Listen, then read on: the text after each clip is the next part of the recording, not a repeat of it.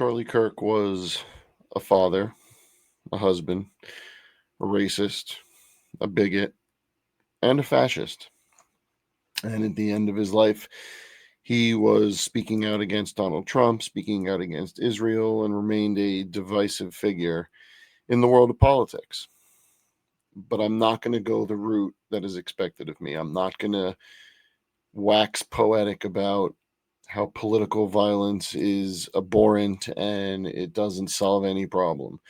I'm not advocating for political violence. But what I'm saying is Charlie Kirk is a product of his own rhetoric.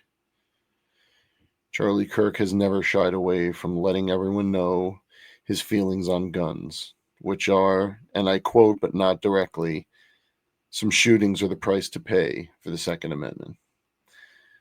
But he also said some other things, and I think in this time after his murder, I wouldn't call it an assassination, but after his murder, that are really important because there is an outcry from the right to martyr Charlie Kirk, to make him a beacon of some horrible rallying cry.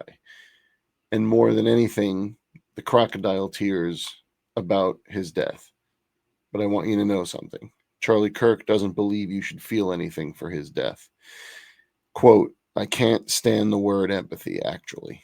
I think empathy is a made-up New Age term, and it does a lot of damage.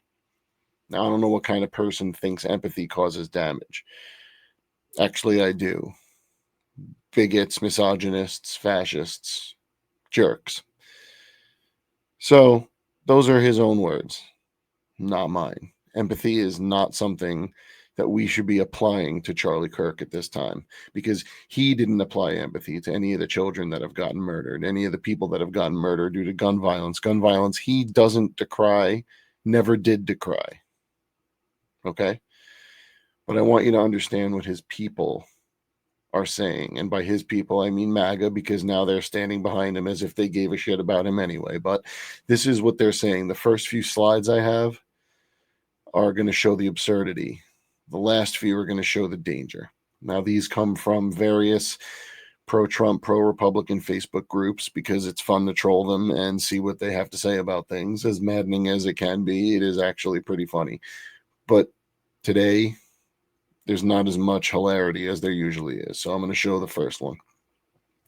Do not even think of posting something that blames Charlie Kirk for what the evil left did to him. Instant ban, because they're more interested in protecting the image on their Facebook page than the truth. How about this one? Let's replace all the George Floyd statues with Charlie Kirk statues. Shouldn't make political martyrs out of people who don't deserve them. And you could take of that what you may. Here's another one.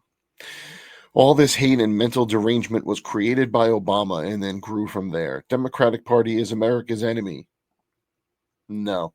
The people that still think Obama's 8 years of president were some sort of torture on the country don't understand they were just hating him for 8 years. There was no torture. So this derangement that they think comes from him is just a projection of their own hatred. How about this? This is where things are starting to get a little sketchy. Charlie Kirk has been shot spreading his message of hate. Please pray for him. Evil Democrats are America's enemy that must be destroyed. Here's another one. Charlie Kirk died. This is war. We're sick of hellbound queers and Democrats destroying good people. Time for a reckoning.